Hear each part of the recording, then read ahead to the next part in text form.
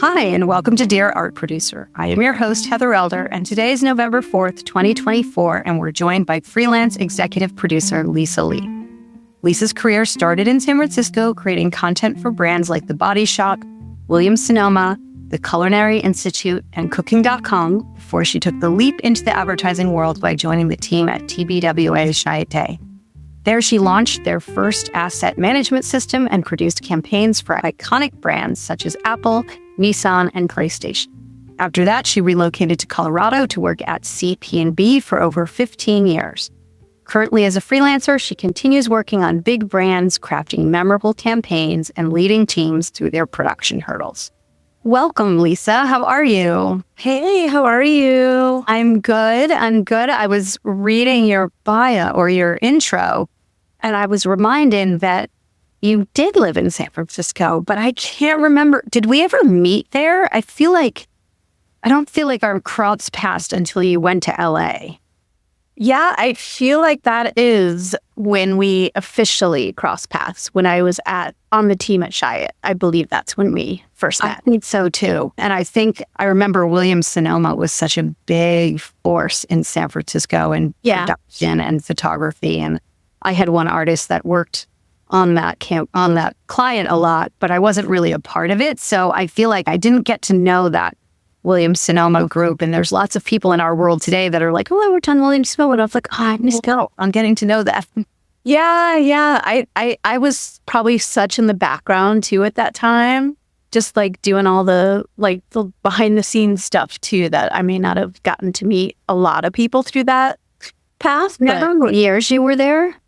Oh gosh. It was, I don't want to age myself too much by saying, but yeah, it was like a while ago. My early years in San Francisco when I was like, having fun, going to rock shows in the evening and waking up early and running the front desk and behind the scenes of the editorial world. Yeah. I remember that time really fondly. Like, I think back on that time in San Francisco, and I remember two really key things. One was, I feel like I'm remembering somebody else's life, right? Like, I feel like it's a different time and a different space, and it was a long time ago.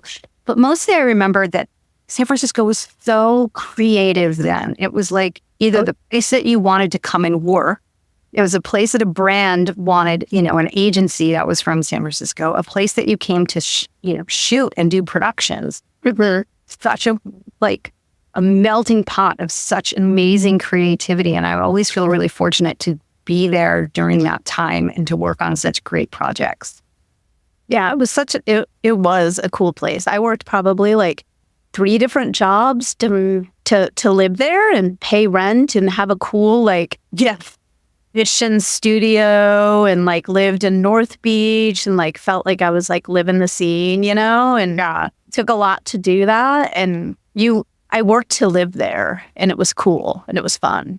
I think I interview a lot of different people on this podcast, and I like to always begin with kind of where did you begin and how did you get into this business? We don't all have the same paths. And I think one thing that's really consistent is that early on in everyone's career and path, they chose really interesting places to live and really interesting jobs. And they were willing to do anything to kind of keep that momentum and that energy around that job going. And I think maybe we all just got bit by that creative advertising bug early on in the production world and just, I don't know, did whatever we could to keep it going. Yeah. Yeah, very fortunate to have lived there during that time. For sure. Well, talk to me a little bit about your role as an executive freelance art producer, or even just an art producer in general. How do you describe your job to someone who doesn't know what or understand what you do? Oh, gosh. Yeah. So, I've done a lot of different productions. So my heart goes always back to the art production side. I was so lucky enough to work in photography, which is what I did in school. I majored in fine art photography and English and creative writing. And that's the core of what I wanted to be able to do, but didn't know what I was going to do. So going to San Francisco and working in publishing and coffee shops and being immersed in creatives realm And then getting into art production when I moved to LA, I found myself moving to LA and working at a gelato shop and upon a job description on, I think, Craigslist at the time, which is so foreign now. Yeah. And walked into Chiat Day in that tunnel and going into that like world of advertising and, that tunnel, like Oh, completely. going down into that realm of where they had the, I forget what they're called now, but those, the box cars of like The office spaces. the office space were Yeah, it always reminded me a bit of Vegas. Like I felt like you walked in there and it always felt like it was daytime, and there was always something cool and fun happening, and you're like caught up in the moment, and you could be working there and be like, oh shit, it's 11 o'clock at night. I can't believe it. Like, well, because there was a Central Park and trees and and it just felt like a different world. And so I got lucky and fortunate enough to walk into that building and jive with and learn from some of the best, and I thought, in the industry, and got to go under the wing of Jigisha Bouvarat in the industry and like learn art production. So that was the core of what I come from, and being in the world of photography. And so that's my core, but branched out into more live action, animation. And so as an executive producer, I think that's kind of the realm of being beyond just one discipline. So leading productions across multiple disciplines, understanding more of the legalese and mitigating risk across productions, and mentoring and teaching, and just in learning from all sorts of just people and other levels of producers and crew and makers within the realm of what we do. So that's a little history of where I came from and sort of what makes me feel more executive in my producer role as a leader and a learner and multidisciplined.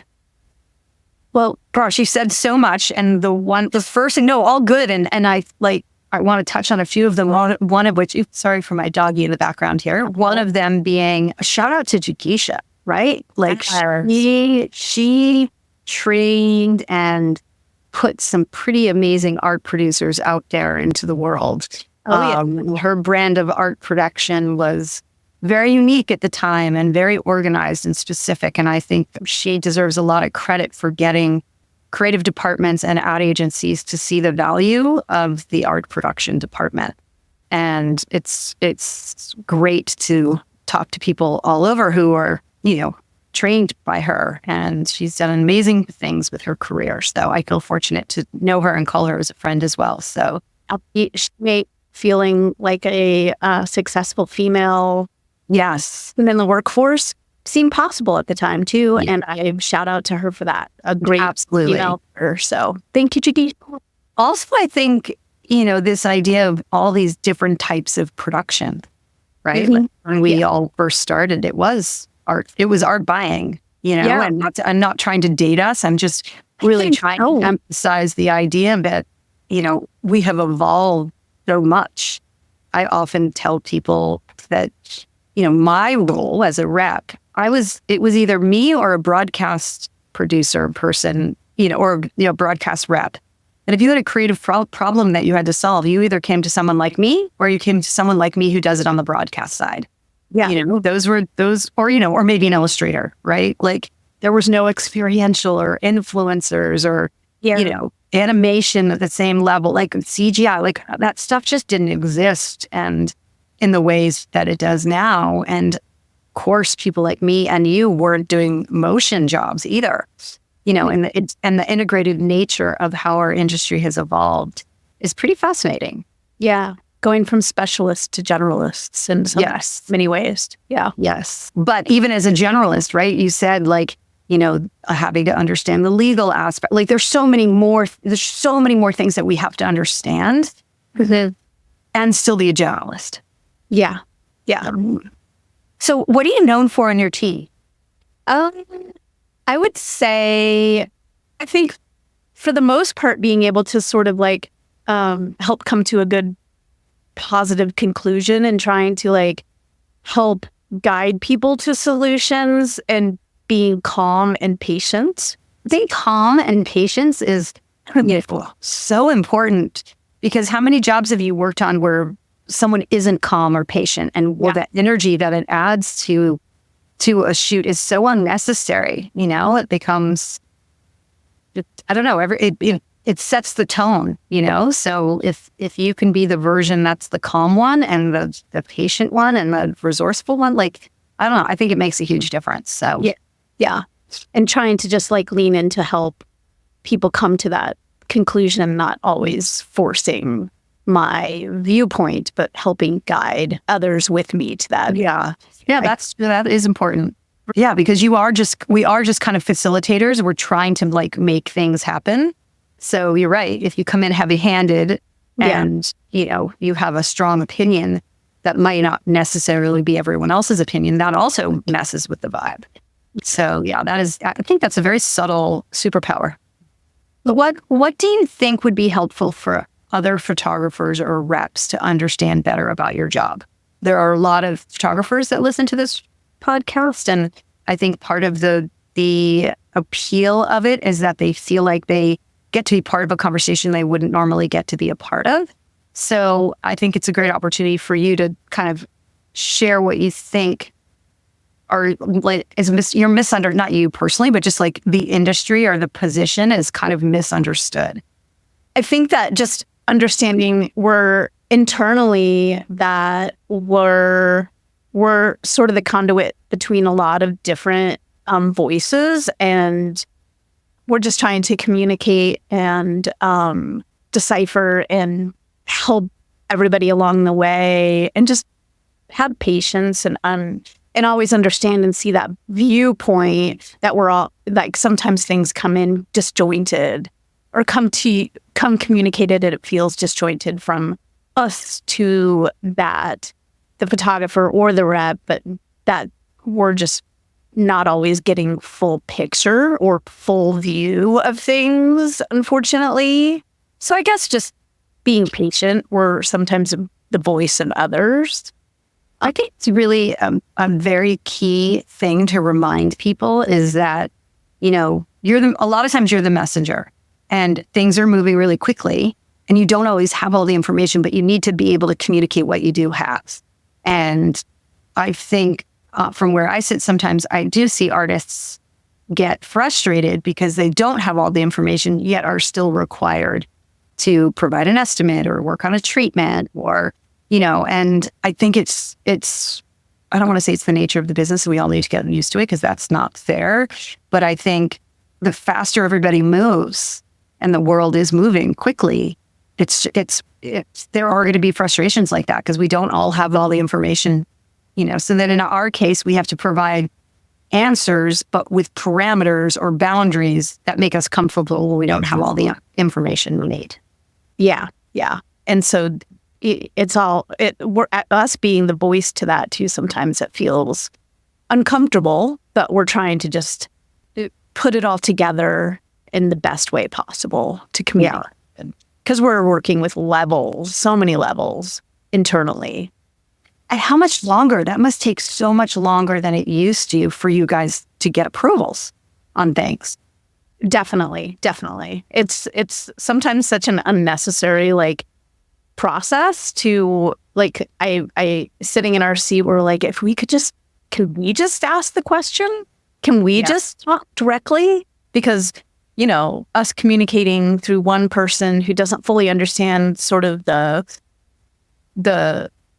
complete parameters around the production elements that we're talking about, then communicating that directly to another person, sometimes just going directly and having that communication would be so much more streamlined. Oh my God, don't get me started. I would love that. Exactly. And I even feel that way sometimes with myself and a creative to a director or photographer. I'm like, I am so happy to just let's all get on a call together. Let's talk, three of us, because I might learn something by not trying to filter it. And I know a lot and I can do a pretty good job of that, but sometimes I might miscommunicate something that can change the picture, and I don't want to do that. And so it's just easier to just let's all talk, let's all hang out. So, although I agree with that. I often even encourage my producers sometimes to reach out to the art producer directly, right? Instead of asking me questions and then having me ask the art producer. It's like, okay, either why don't you just email her, or let's get on a call. Like, I'm happy to sit on the call too, and I'm not trying to not do the work. It's your language to her language. You don't need me in between here. Let's just keep it moving swiftly. Yeah, exactly. Let's all hold hands. Okay, so what kind of projects have been kind of circulating around you in the last few months? Are they mostly still projects? Are they motion? Are they CGI? Is it animation? Is it experiential? What are you see rising to the top? Yeah, I mean, I guess I would flip this question back to you as well, because I'm curious what's happening outside of the world I've been living in for probably the last 3 years, because I've mostly been focused on a lot of animation projects, and I've been like overseeing and sort of being more in the EP and head of production role. I've been just helping and supporting on a higher level and not being, as hands-on in production, but I'm curious what's going on in the world outside of my little regional local world. Lately, but I've been really involved in a lot of animation projects, which I've loved. I've been really into that. But we've been seeing a lot of like just more and more deliverables, I guess. Like everything we do, like if it's live action, it's more cut downs of 30 with all the aspect ratios possible without the, not always having the full understanding of how that impacts the post-production process. Or so it's a lot of execution and deliverables, regardless of what the format is that we're filming. Like if it's live action, static animation, it's a ton of deliverables. So we're just seeing a lot of deliverables across whatever it is we're creating. Yeah. So I'm curious from your perspective what you're getting out in the world across. Well, from a deliverables point of view, I am fully seeing exactly what you're saying. Lots and lots of needs, but I'm also seeing a lot of times people don't know everything that they need. Yeah. And it's us having to say, hey, do you think you might need this? Oh, yes, we need that. How about this? Oh, yes, we need that too. So we're kind of still, I'm surprised sometimes that I feel like we're still educating people just a little bit. But the bigger picture of what we're seeing out there is, it used to be just calling us for like library shoots or, conceptual imagery, say. Now everything pretty much has a motion component to it.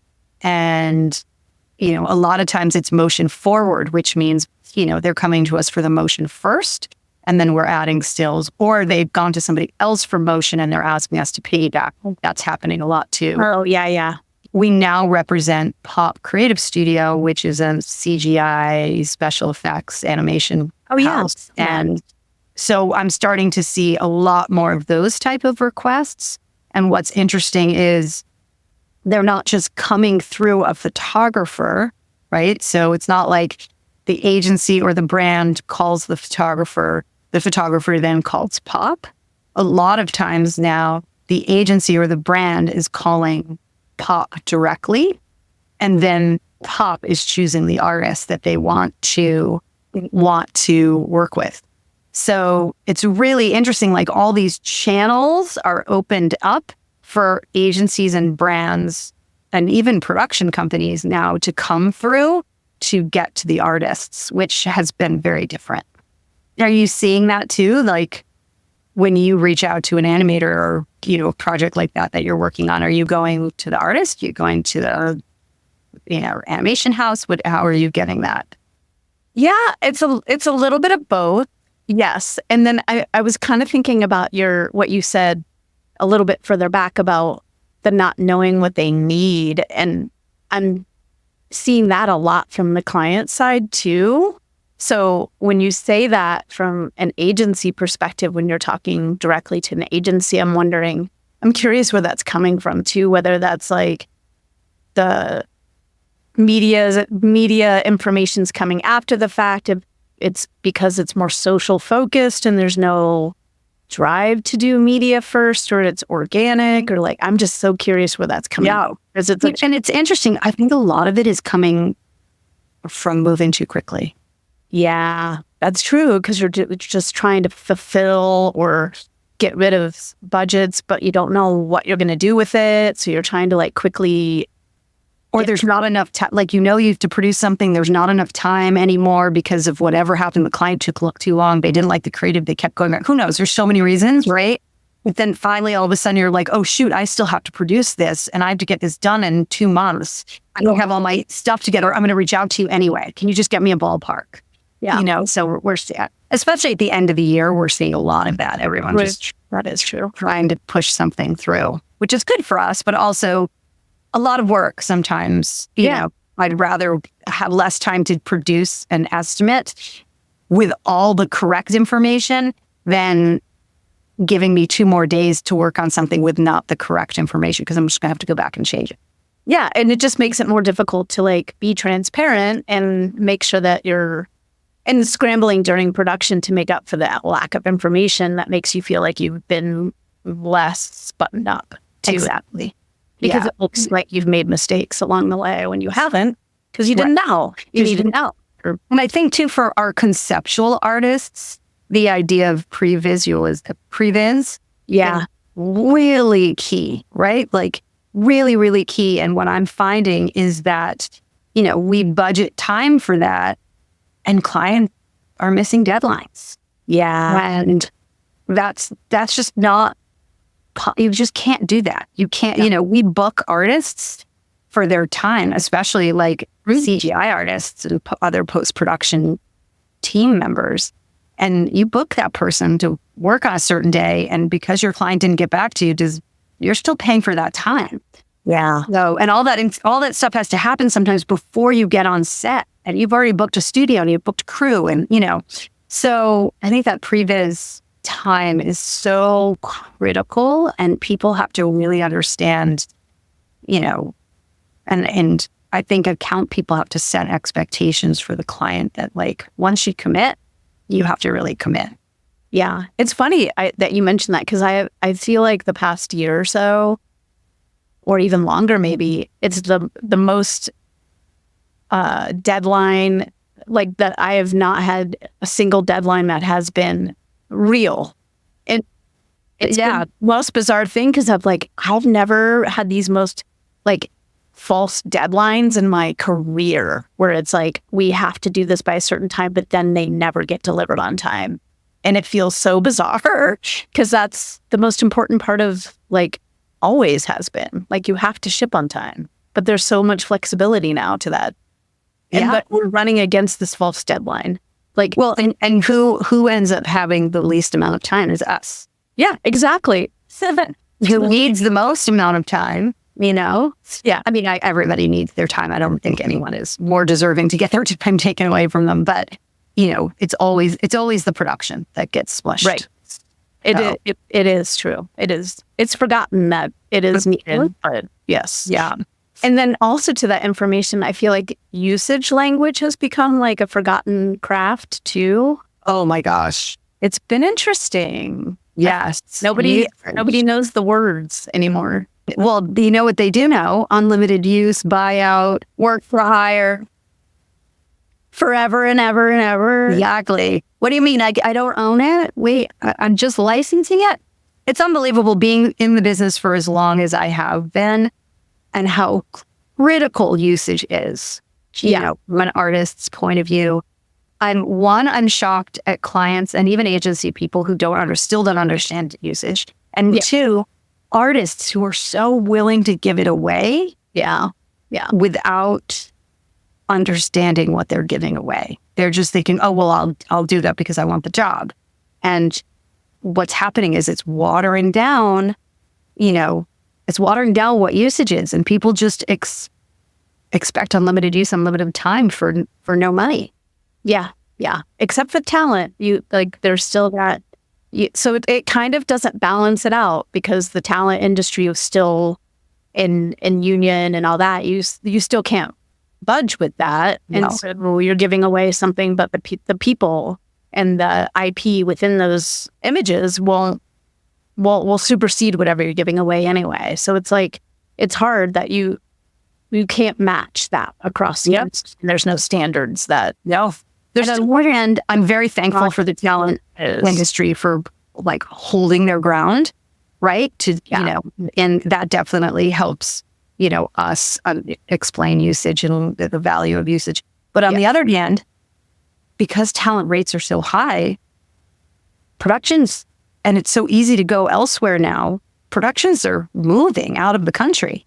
Right. And I'm not just saying it's only because of talent. I'm definitely not saying that, but I literally sat on a call today where they were saying, well, let's just go outside of the country because we will be able to afford more because the talent will be a lot less. And that includes traveling everybody outside of the country. They're not looking for like local Toronto producers and local Toronto, like everyone. They're like willing to travel their stylist and willing to travel the agency people and the brand people. So it's really interesting.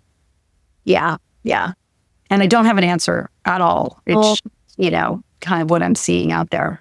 Yeah, true. And that's been happening for a few years. And it's within like the static world, there's no standard, but within broadcast, there's standards that keep it. But that also forces the international station. So it's the union standards. But there's more and more countries that are putting in that union in place that will maybe help it or change. Yeah.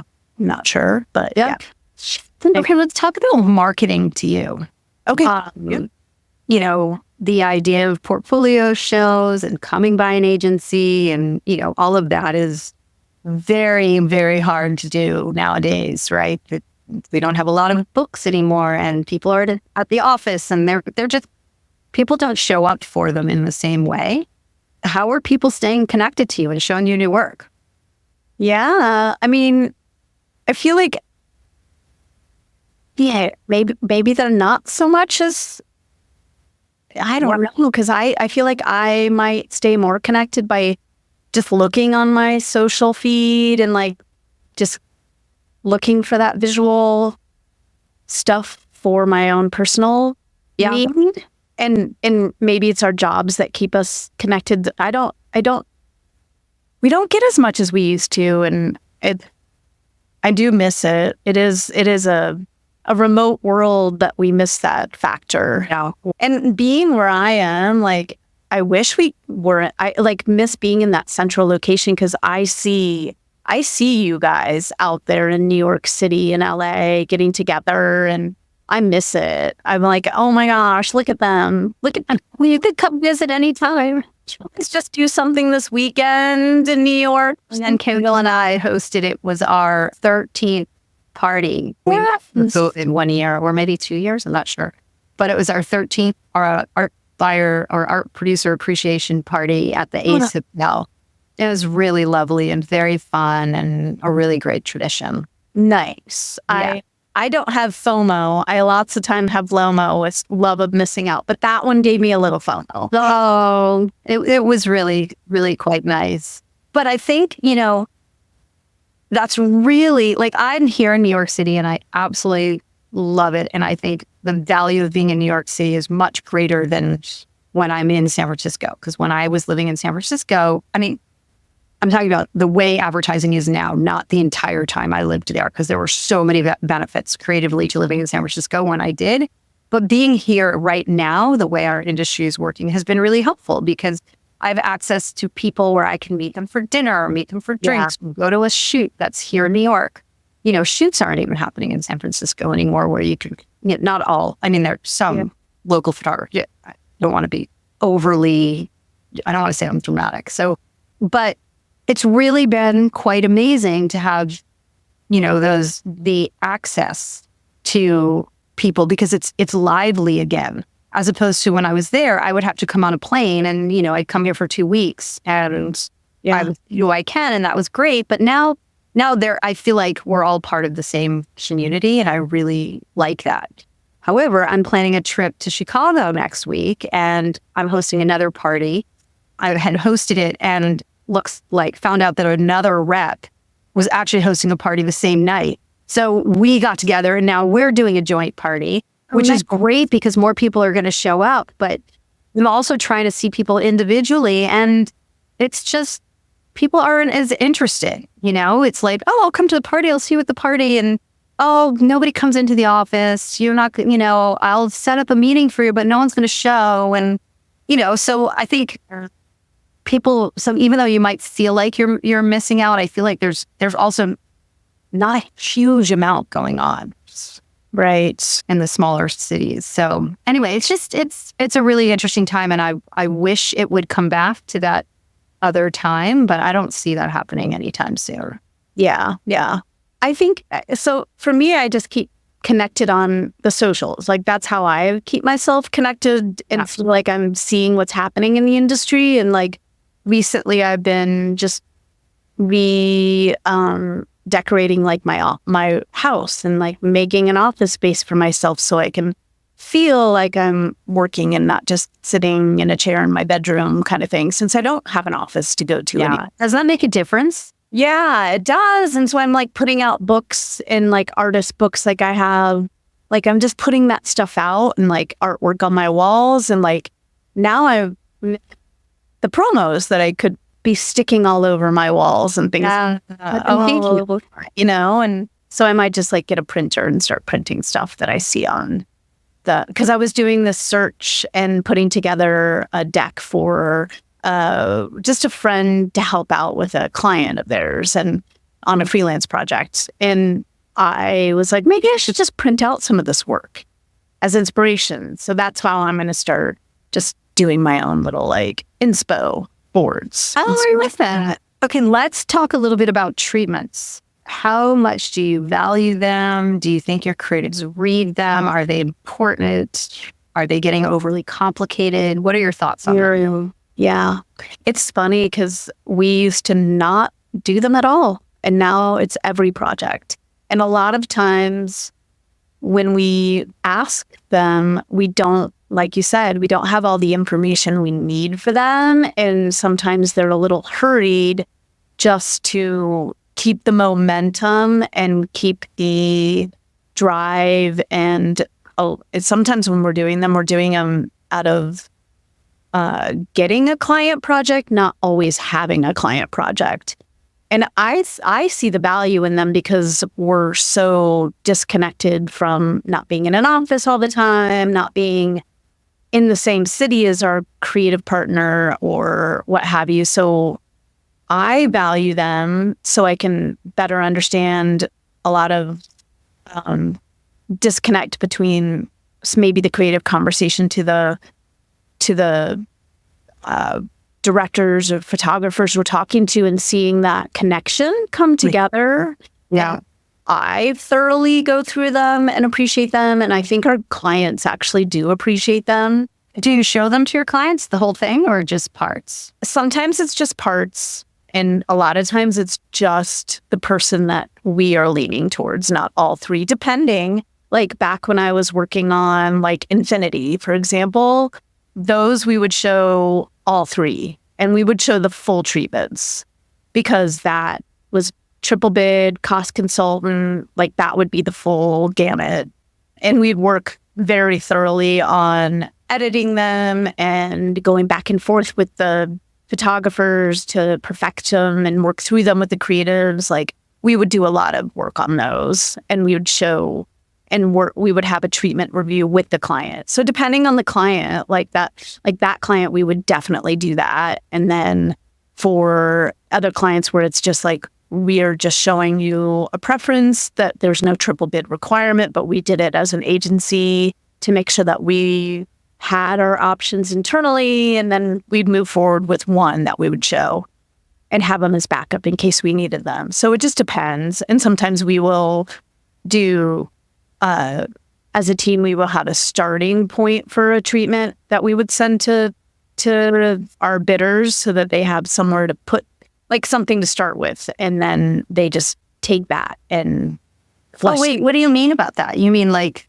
a starting treatment kind of thing? Like a director's treatment that they can get from and add to, or so not necessarily like just going in blind. We'd give them a director's treatment that they could work from if they're less seasoned in the process. Yeah. Or if it's like super, super quick turn, like we're giving you a day to do it. Like if you just want to like put your vision, your voice and visuals, just depending, like if we're working with a design team on the project, we can help streamline that.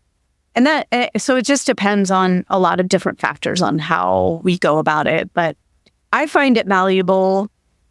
I also find it sometimes depending on it just totally depends on the situation. But sometimes we'll get like 30-page treatments. And that to me is like, oh my gosh, like maybe we need to give them some parameters so that they don't put too much. Parameters would be great. I feel like I have some artists that literally will do a 30-page treatment. And I have others that, less is more. Yeah. And both work, they both get jobs. So, and if I think about the ones who do the longer treatments, they're the ones that have more complicated jobs, that require more, more discussion around the approach and how CGI might work with it or something else. So it's, I think getting parameters, I wish more art producers would do that. Because it feels a bit like it's also unfair is not the right word, because I don't know what the right word is. It may not be a level playing field, right? Exactly. Like if you're bidding alongside 3 other artists, how do you know I don't know what they're putting in their treatment or how they approach their treatment or how much time or money they're putting into it.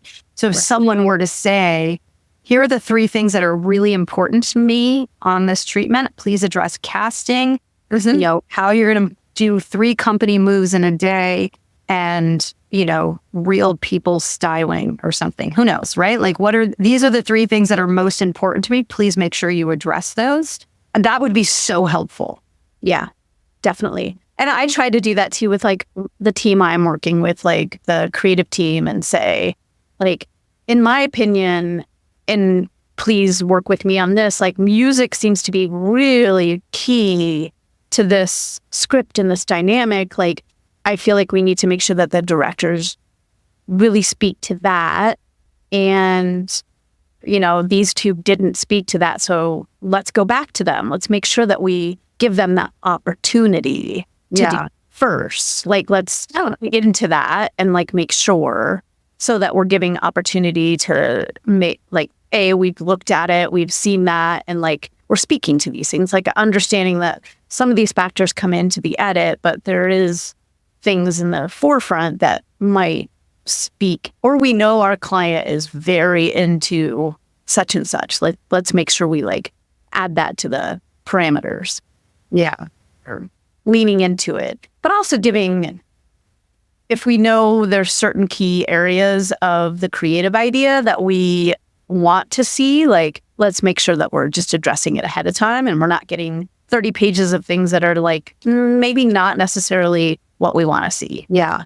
Kind of thing. No, I think that's so important. So also what I think about with treatments would be really helpful is there's a lot of time that's put into your spec sheets, right? And making sure I'm clearly understanding the scope of work. Yeah. I would love it if those spec sheets could include a section about the treatment, right? Just add another little category called treatments and then bullet point what's important for you that is on that treatment. That after this call. So good. So that everybody gets the same information. Because everybody's, I've sat on multiple creative calls for the same job because more than one of my artists is bidding it. And I see how those creative calls change. Yeah. Right. The first one is like a bit longer, not as organized. It's the first time they're going through it. But then, by the 3rd call, they're like jamming through it because they this is their 3rd call. They know what they say. It's much more condensed and there's less information that's given. So it would be really, especially maybe after the creative call, there's kind of an addendum, right? Because there are things that are coming up on the call that should be addressed. So anyway, just a thought, putting it out there in the world. No, I like that idea. And that's one of the reasons I've loved like Slack coming into our world, because a lot of times when I'm working with more junior producers, I like listen in and I Slack along the way, like, oh, remember on this call, the artist mentioned this. For consistency's sake, let's bring this up so that we're talking about the same thing. So they mentioned this, let's bring this part of the conversation so we don't forget that we're being consistent and talking about the same things and no one's missing out on that.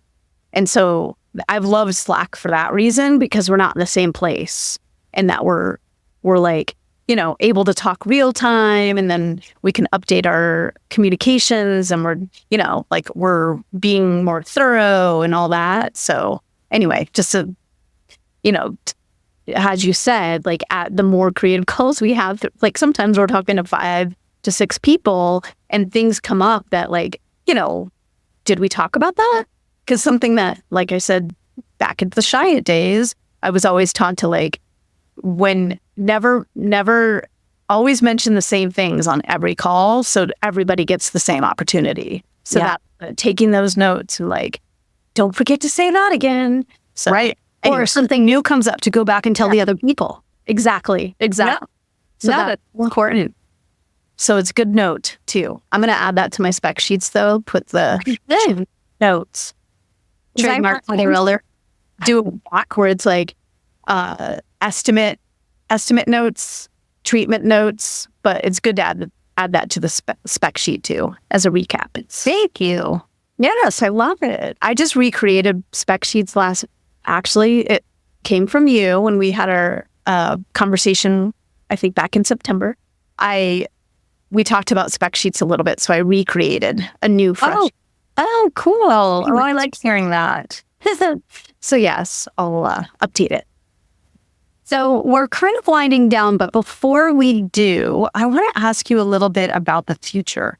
You know, I mean, obviously we have the election and the year end is coming. So who knows what the next couple of weeks will be like in terms of clients feeling comfortable to spend money or not. So I don't think we need to discuss that because that's a bit out of anyone's prediction. But I am curious, are you seeing AI pop up a lot in your requests or maybe in the exploration on a job, or are you not seeing it very much? You know, we are. I think people are extremely curious about it and think it's super cool. I think we are, but not from like an executional standpoint just yet. I think it's been something that clients are curious about how agencies are going to incorporate it and use it and how it's going to be part of their capabilities. But there's still some hesitation, I think, in how it's going to affect from a legal standpoint and a rights standpoint. But there is a lot of chatter about, just like everything else that's new and cool, how people are going to revolutionize and use it to be better. So it's definitely a conversation, but I think there is still that hesitation of like how it can be safe in our industry as well. And so it's a big conversation, right? And a lot of it's going to play out in the courts. I do see some of our artists, not all of them by any means, starting to embrace it for their treatments, right? Yes. When you think about talking about your vision for something, not every artist has every image in their portfolio, right? So for sure, and a lot of times with directors' treatments, they're pulling from other things out there in the world. So, you know, I think using AI to kind of craft images that speak to your vision has been helpful. Yeah. And I have 1 or 2 artists that have been hired kind of as like AI directors to create imagery for an editorial story or, you know, about AI or something like that. So it feels very relevant. So that's been interesting too, and I'm seeing, big brands out there and other production companies absolutely executing with AI. And that's, fascinating and terrifying all at the same time. Right. Yeah. Yeah. It's, I don't know that it's evolving, it's all evolving and everybody's learning about it. So, yeah. And it's not going anywhere. So we should all be open to learning and educating ourselves and exploring it, and how we can be smart about it. I just been reading articles about sort of where it's been a negative impact and where it's been a positive impact and where it can be. So just being open to how we can embrace it. And I tell my artists all the time, it's not just about embracing it to learn it and use it. It's understanding it so that so that you could also talk against it, right? There might be a job that you're up for that they're considering using AI somehow. You need to be able to speak to why you don't think they should do that. Right. If you don't understand it, you won't be able to do that. So yeah, and our industry has always had everything changes and evolves, and we just need to educate, understand it, and just be open-minded. Absolutely. Okay, so before we finish, I always ask everybody the same 2 questions. I'm not sure I can ever not ask them now. But I'd like to know what your favorite thing to do is on a Sunday. And if you weren't a producer, what would you be doing? All right. Okay. Well, Sundays are usually no agendas. So Saturdays are cleaning, making sure that, we have a comfortable space at home to just enjoy and relax. And a lot of times, so I have 2 teenage daughters. Yikes. And they still somewhat like me and like to hang out with me. And so a lot of times we'll just get in the car and go just drive and do something. Sometimes we'll just go to a cool little new coffee shop, an online shop there instead of in our beds, or just go try some new food that we haven't eaten before. Let's try, I can't think of a good example, but this new pho shop or ramen, or just explore. Yeah. Or this new place opened up in Boulder. Let's go eat there. And so they're experimental and like to do fun stuff. So my friends call that coincidencing. Coincidence? Oh, I like that. I know. I like that too. It means you just kind of go out and you see what you go do something, and then it leads you to go do something else, which leads you to go do something else. Exactly. That's what we sometimes do. We're we'll be back sometime. And we may not, try not to spend, we don't spend money. We just kind of explore and do stuff and just wander and then come back. So that's usually Sundays. Or sometimes we'll just watch movies or chill. So it depends on the weather. Today would be if it was Sunday, which it's not, which yesterday was projecting movies on my 16-year-old's wall and watching Turtles All the Way Down, because her favorite writer is John Green. And also keeping up to date on Taylor Swift in Indianapolis. Oh, yeah. Surprise songs were, because that was her last show. So we had to keep. And he was there. John Green was there because he's from Indianapolis. So that was full win moment, and eating Halloween candy. So that was our Sunday. Nice. And then if you weren't a producer? Oh gosh. I mean, this might sound cliche, but I honestly feel like my calling might have been to be doing something that is in the service industry and crisis intervention, helping people navigate through trauma situations, whether it's call center, 911 call center. Oh my gosh, stressful. But I think I might be okay with that, and being able to help people get through and be able to calm them and not using. That's great in situations like that. So I've been considering, since I'm kind of in a flux in my life right now, and being in production, you help people in a different way. That's not, and that's what you started with saying. You were calm, right? In the beginning of the podcast, you were talking about how you're that calm person under pressure. I think I am. I'd like to consider that. So like in production, we help people through things, but we're not doing it for the greater good. We're just doing it for advertising. And so now that I'm sort of in freelance, sort of in a career, maybe I don't know what I want to do with my life right now since I'm in a job flux. And not many of us do. So considering maybe doing substitute teaching in special ed, and maybe that could help maybe I can help with like in that classroom setting with working with you can do that, Lisa. That's great. I don't know. So I'm thinking about that. Or maybe do training so I can do call center stuff. I don't know what I'm going to do, but that's what I think about. Because I'm always like nursing, but I'm not really good in that like people getting sick situation. But in the meantime, open to freelance production. I can help people through, oh no, the sumo wrestler that was supposed to be on set has gone missing. So we need a backup one. That's a real situation I've had in production once. So I'm open for that work. In the meantime, that crisis situation. I can see that. I can definitely see that. And I wish you lots of luck. And you have to keep us posted on where you end up. Yeah. And if you find any good food things coincidencing around Colorado. Coincidencing. I love it. I love it. But thank you. Really, thank you for such an insightful conversation. It was lovely to have you as a guest. And I really appreciate it. Thank you. Thanks for having me, Heather. And it's been great knowing you all these years. And I'm so that's been very special. Yeah, that's been great. Thanks, Lisa. Thank you so much.